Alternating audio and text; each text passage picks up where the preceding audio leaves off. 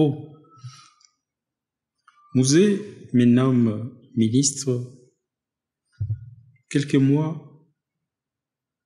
après que, officiellement, la République ait boycotté la conférence de la francophonie, la conférence de Hanoï, en décembre 1997.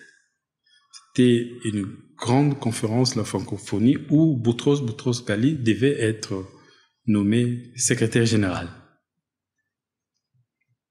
C'est dans ces conditions-là, dans cette ambiance-là, des luttes anti-impérialistes, que je deviens ministre.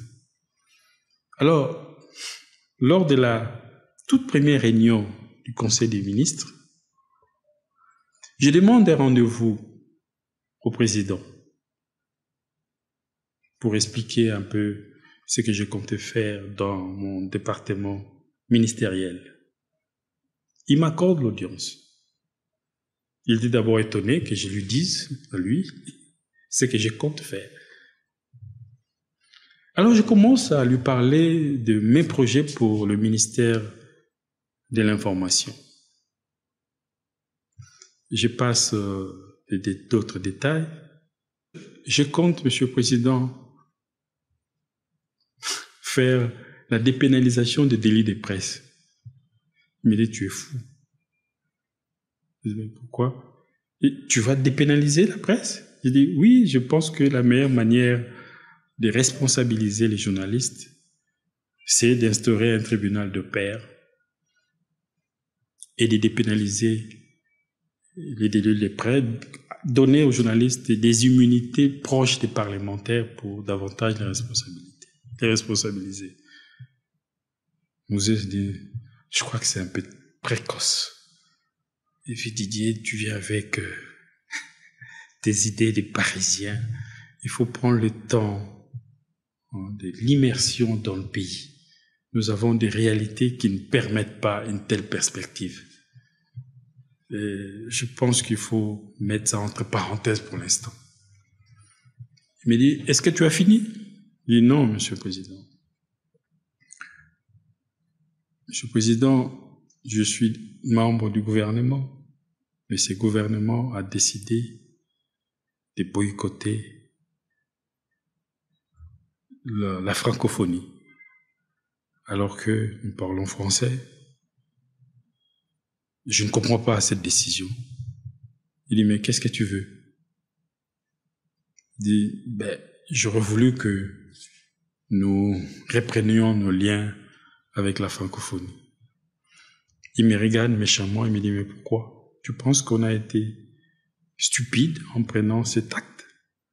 Tu ne sais pas que tous ces grands rendez-vous internationaux, c'est des rencontres de faux semblants où on nous traîne partout dans toutes les grandes capitales du monde pour nous distraire alors que nous avons des charges urgentes chez nous dans notre pays. Ah non, mon fils, on ne va pas revenir sur ça. Et moi, j'insiste. Je dis, Monsieur le Président, si c'est une rencontre de faux semblants, mais faisons semblant, nous aussi. Si nous sommes convaincus que les Européens, les Occidentaux nous trompent, mais commençons nous aussi à les tromper. Il faut savoir crier avec les loups. Là, Mouzé pousse une colère incroyable. Il dit, mais petit, je t'explique des choses graves. Tu sais ce que moi je fais dans ma vie? Moi, quand je parle de la lutte anti-impérialiste, c'est pas dans le mot. J'ai vécu ça dans ma chair. J'ai pris des balles des impérialistes parce que je luttais contre les impérialistes et pour la liberté de l'Afrique. Un jour, tu connaîtras mon histoire et tu ne pourras jamais me faire ce genre de leçons. Et moi, je continue à insister. Mouzé pousse un cri. Dit dehors! Le nouveau ministre. Le nouveau ministre. Il a tellement crié fort que les gardes du corps sont venus.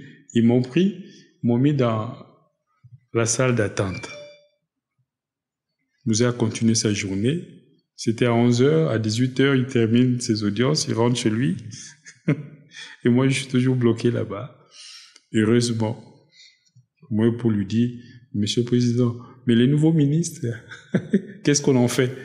Il dit, mais quel nouveau ministre? Il dit, mais les ministres de l'information, il est où? Non, on l'a mis dans la salle d'attente. À 18h, on lui rappelle que le ministre est toujours là. Il dit, mais les ministres de l'information, laissez-les partir, il est viré. Il est viré. Il est viré. Il nomme... 3 jours après, je suis viré.